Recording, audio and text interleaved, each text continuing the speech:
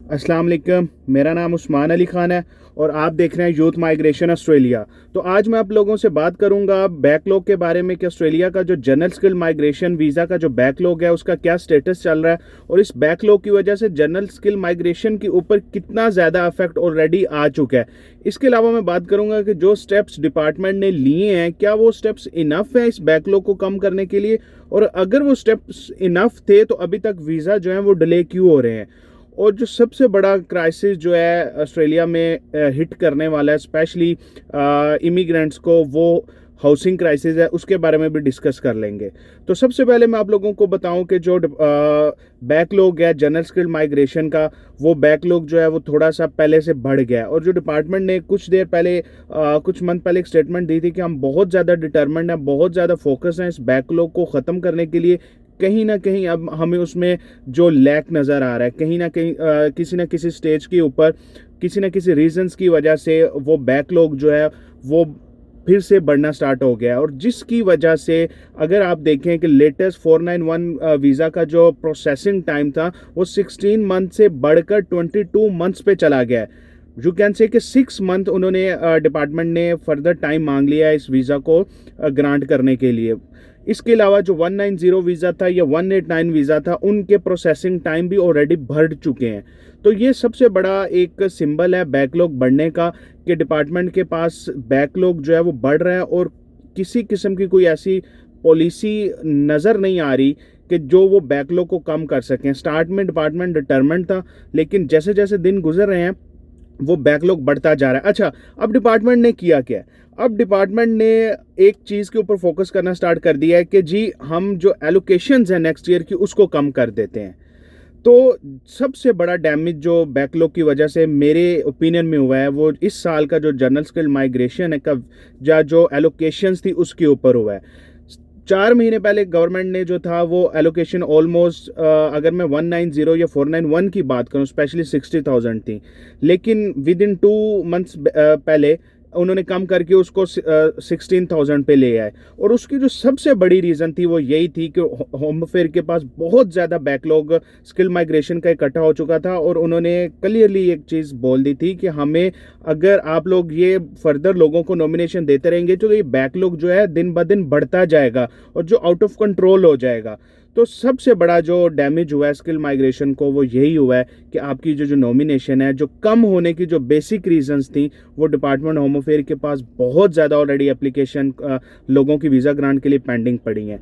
तो मेरे हिसाब से देखें, जस्ट एक वन सोल्यूशन है। जब आप डिपार्टमेंट ने डिफरेंट स्टेट्स को ये नॉमिनेशन देने की जो अथॉरिटी दी हुई है, जब आपने उनको नॉमिनेशन देने की अथॉरिटी दी हुई है तो थोड़ी सी आप उनके ऊपर रिस्पॉन्सिबिलिटी भी डालकर डॉक्यूमेंटेशन जो है कंप्लीट कर दें, ताकि जब वो लोग वीज़ा एप्लीकेशन सबमिट करें तो आप उसको वीज़ा ग्रांट जो है 6 मंथ में दे सकें।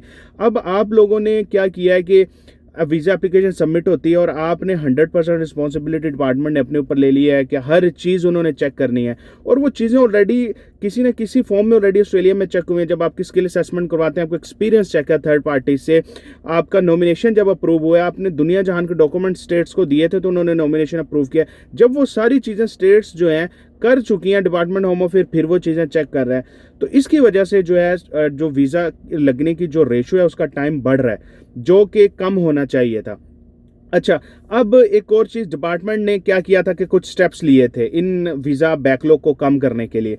अब वो जो स्टेप्स हैं वो कहीं ना कहीं साफ नज़र आ रहे हैं कि वो स्टेप्स इनफ नहीं थे। उसमें सबसे पहले था कि इन्होंने बजट में लास्ट ईयर भी और इस ईयर भी जो एक्स्ट्रा बजट एलोकेट किया था होम अफेयर को, अब वो बजट एलोकेट तो हो गया लेकिन उसके इफ़ेक्ट्स भी तो नज़र आने चाहिए। अब हायरिंग भी उन्होंने डिपार्टमेंट ने किया था कि हम हायरिंग भी कर रहे हैं और समहाउ वो हायरिंग की भी है उन्होंने, लेकिन अगेन जो लोग हायर हुए हैं वो इमीडिएटली तो आप लोगों को फ़ौरन से वीज़ा ग्रांट नहीं करेंगे। उनकी ट्रेनिंग का प्रोसेस है, जो भी स्किल्स उनको भी रिक्वायर होंगी, तो फिर कहीं जाके वो इफेक्ट्स नज़र आना स्टार्ट होंगे।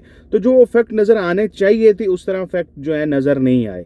अच्छा, अब इसके बाद अब जो वीज़ा के डिले हैं तो आने वाले दिनों में हो सकता है कि वीज़ा जो डिले जो है वो बढ़ जाए।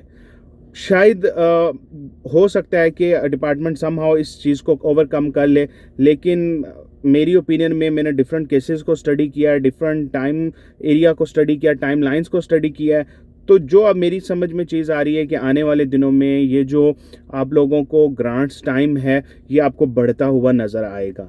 अच्छा, अब सबसे बड़ा इशू जो है वो हाउसिंग इशू है ऑस्ट्रेलिया में, और जो सबसे ज़्यादा हिट करेगा माइग्रेंट्स को।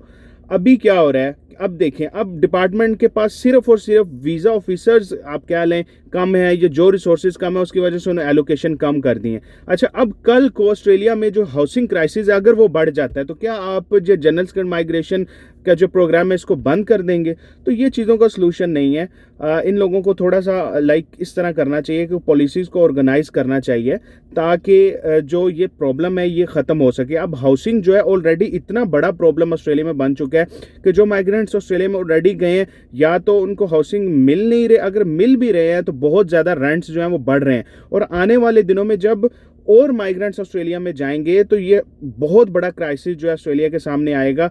तो इसलिए ऑस्ट्रेलिया को उसके ऊपर काम करना चाहिए। ऑलरेडी गवर्नमेंट क्या किया है कि उन्होंने हाउसिंग प्रोजेक्ट्स अनाउंस किए हैं, ग्रांट्स भी किए हैं।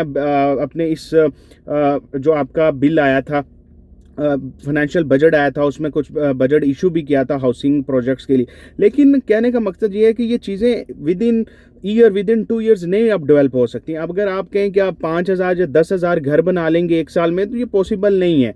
इसके लिए आप लोगों को जो प्राइवेट बिजनेस इन्वेस्टर्स हैं उन लोगों को भी एंगेज करना चाहिए ताकि एज सुन एज पॉसिबल ये जो हाउसिंग क्राइसिस है इसको भी वक्त से पहले डील किया जाए। अगर आप लोग इसको अभी डील नहीं करेंगे तो आने वाले दिनों में आप लोगों के लिए ये बहुत बड़ा एक चैलेंज बन जाएगा। और शायद इस चैलेंज की वजह से अभी तो जनरल स्किल्ड माइग्रेशन की जो सीट्स कम हुई हैं, स्पेशली 190 की 491 की सिर्फ 16,000 रह गई हैं। शायद आने वाले दिनों में इस हाउसिंग क्राइसिस की वजह से ये 2,000 या 3,000 सीट्स रह जाएं कम होकर। जहां आप लोगों से सिर्फ वीज़ा ग्रांट करने की वजह से आप लोगों ने 50 से 60% एलोकेशन कम कर दी है। तो आप इमेजिन करें कि जब हाउसिंग क्राइसिस ऑस्ट्रेलिया में हिट करेगा तो ये बात कहाँ जाएगी। तो इसके लिए गवर्नमेंट को चाहिए कि प्रॉपर पॉलिसी करें, चीज़ें ऑर्गेनाइज करें, और ये जो डिले है ये कम्प्लीटली अनएक्सेप्टेबल है। आई होप सो कि आने वाले दिनों में गवर्नमेंट इसके ऊपर वर्क करे। तो अगर आपको ये इन्फॉर्मेशन इन्फॉर्मेटिव लगे, do subscribe my channel, share my video with your friend so the people who is really frustrated these days can get some information what's exactly going on in Australia. So see you in my next video. Thank you. Allah Hafiz.